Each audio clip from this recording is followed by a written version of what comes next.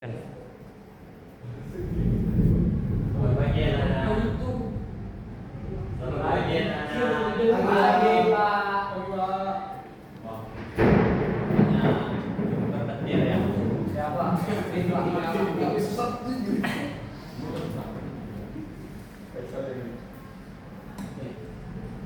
sebelum memulai pelajaran, Bapak ini mau melihat kenapa ini kursinya. Coba yang di belakang duduk di depan.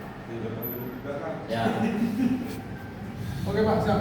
Tolong rapikan dulu sebelum kita mulai pelajaran. Siapa?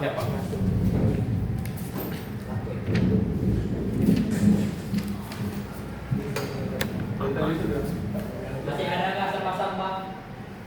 Nah, itu ada sampah itu. Tunggu dulu. Bisa ya Pak? Bagaimana kalau kita ini? Bukan sampah itu Pak, mantan. Kalau kita bersih mulutnya tidak enak.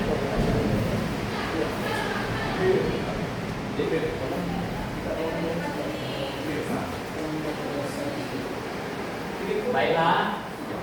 Sebelum semuanya, sebelum mulai pelajaran, ada baiknya kita berdoa terlebih dahulu supaya nanti apa yang kita pelajari ini bisa masuk dan meresap ke otak kita. Kepada Arkandi, silakan pimpin doanya. Silakan kepada Arkandi untuk memimpin doa kita. Oke, para teman-teman, sebelum memulai pelajaran hari ini, kabarnya kita berdoa supaya ilmu yang kita dapat yang kita pelajari dari hari ini berkah dengan Allah. Amin. Amin. Berdoa mulai. Please. Doa selesai. Baik. Semua kita bersiap, kita sudah bersih.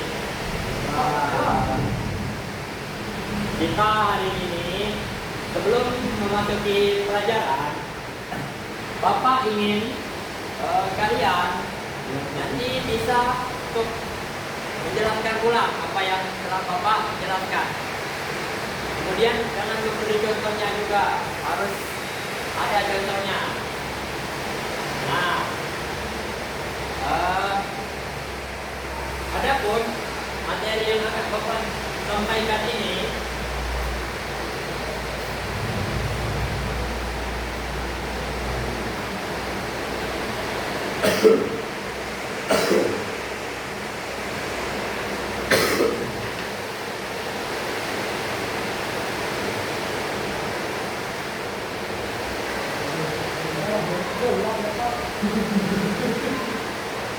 Pak, nanti kelihatan tuh Pak. kelihatan ya. Kamu ini kenapa? Sudah tahu oleh saya Pak. Ya, rukso. Ada yang sudah pernah mendengar kata rukso? Iya. Kita akan belajar rukso pada pagi hari ini, namun dengan sedikit hujan. Rukso itu kita ambil contoh dulu. Misalnya Gunawan, dia naik motor dari rumahnya sampai itu ke Paritiga. Nah, Gunawan ini belum mengerjakan sholat posisinya zuhur. Nah, zuhurnya dia lewatkan. Maka itu ada yang disebut dengan istilahnya qashar. Si Gunawan ini mengqasharkan sholat zuhur pada sholat asar nanti. Itu namanya contoh rukhsah dalam sholat, keringanan. Maksudnya jangan sampai Gunawan ini sama sekali tidak mengerjakan sholat itu. Nah, baik. Menurut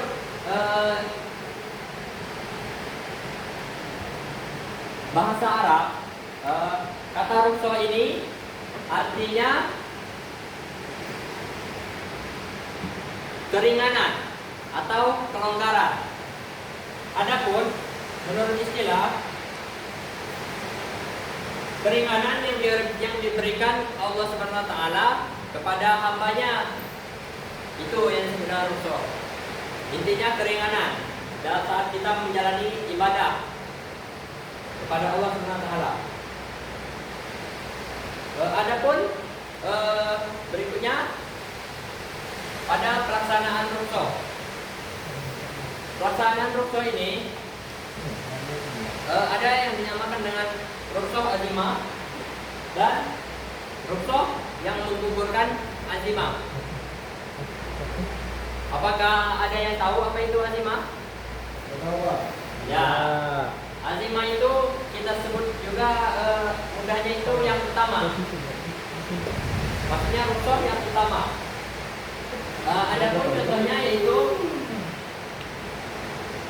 nah contohnya itu seperti yang rukhsah azimah ini, contohnya yang seperti Gunawan tadi, dia perjalanan jauh, bermotor dari ujung pulau ke ujung pulau, dia menjamak, dia memilih lebih sholat dahulu itu jamak. Nah, atau dia lebih milih menunda sholatnya pada sholat asar atau qashar. Kemudian ada rukhsah yang menggugurkan azimah. Nah, ini contohnya ini seperti kita ini tidak ada lagi makanan misalnya, kan semuanya itu ada yang hukum haram dan halalnya. Nah, tidak ada lagi makanan yang lain selain babi. Babi itu kan diharamkan dalam agama Islam. Namun Allah memberi keringanan jika tidak ada makanan lain lagi, dan itu memang sudah sangat apa ya namanya genting itu situasinya. Kalau tidak makan itu mati misalnya, ya tidak apa-apa itu memakan babi itu.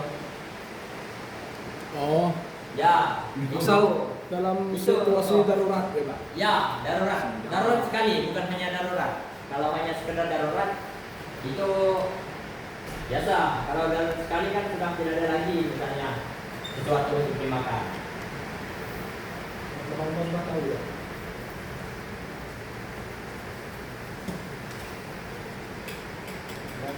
Kemudian dalam beberapa ibadah seperti sholat, puasa, zakat, dan haji itu juga terdapat rukhsah di dalam.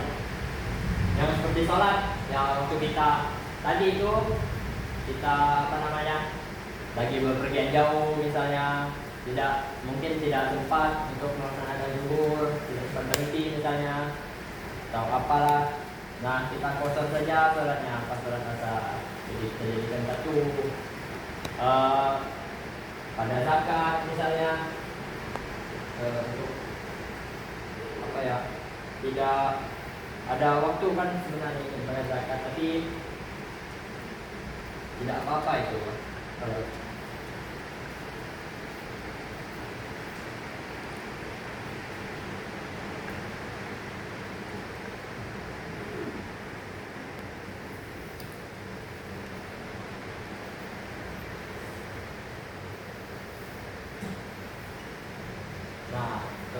sepertinya rukhsah dalam zakat ini contohnya seperti tidak apa-apa untuk membayar zakatnya beberapa hari sebelum hari raya, seperti itu.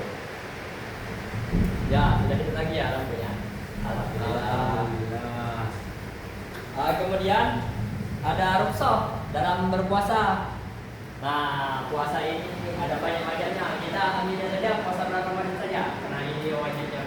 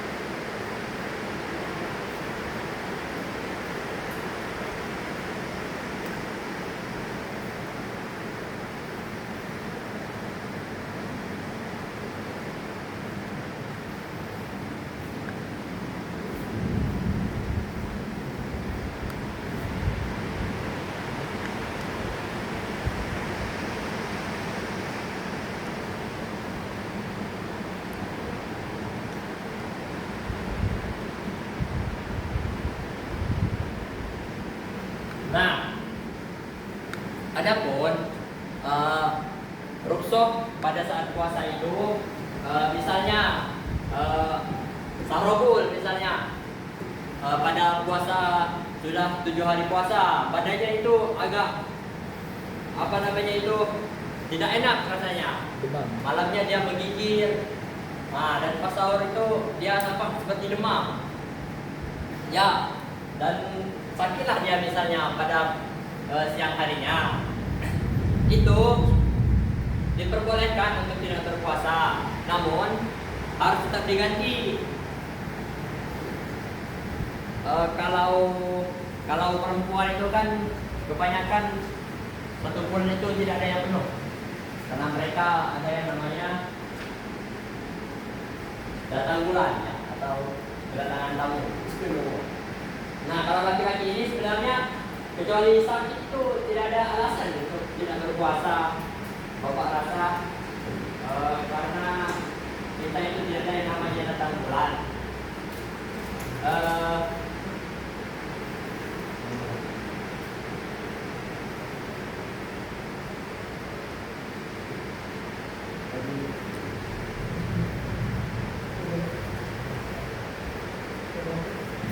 Kemudian pada pelaksanaan ibadah haji, rukshohnya itu kita pada saat melakukan lari dari Bukit Safa ke Bukit Marwah, namun kita tidak kuat untuk berlari.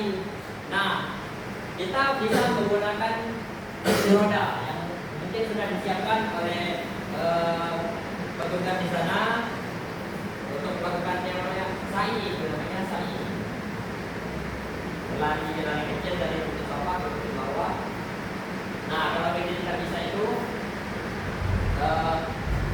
kita bisa menggunakan kursi roda yang disiapkan oleh petugas di sana.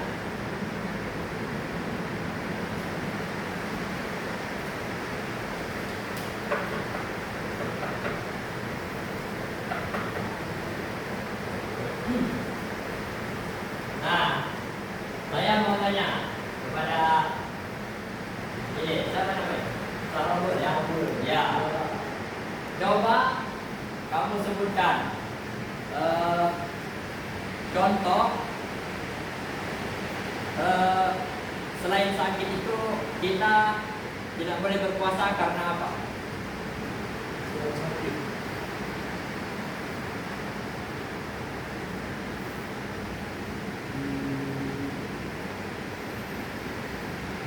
Ya, rupanya yang di belakangnya ini. Karena apa? Pergian. Ya, berpergian. Bagus sekali nak yoga. Berpergian. Saat berpergian jauh juga sama seperti sholat. Terkadang kita haus misalnya, sudah tidak sanggup lagi lah bertahannya, walaupun misal sudah jam 3 atau sebentar lagi sudah buka, sudah tidak bisa lagi untuk ditahan itu hausnya.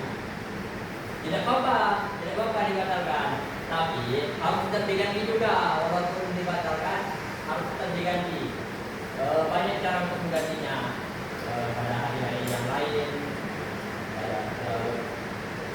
Atau kalau yang biasanya kalau orang yang sudah sakit, yang memang sudah tidak bisa lagi untuk mengganti ini,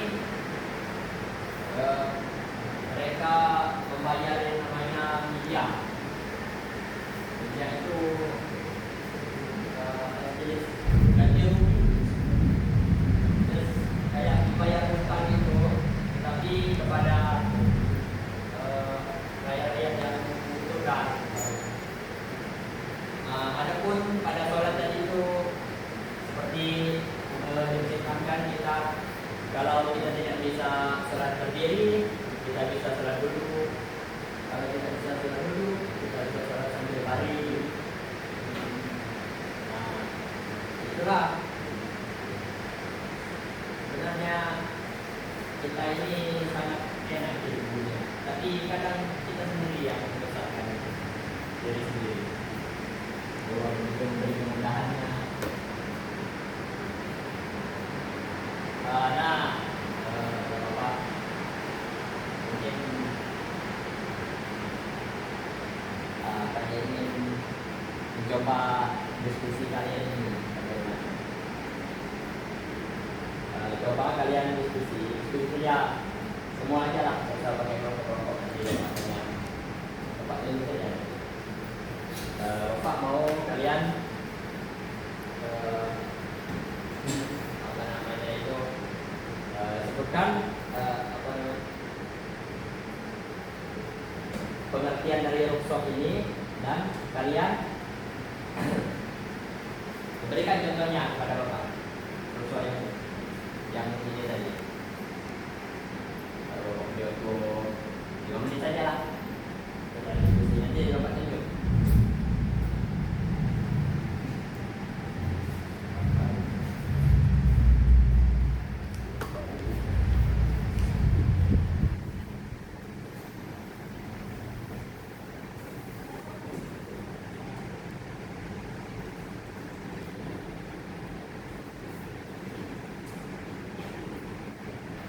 Mungkin kepada saudara Arkandi ya.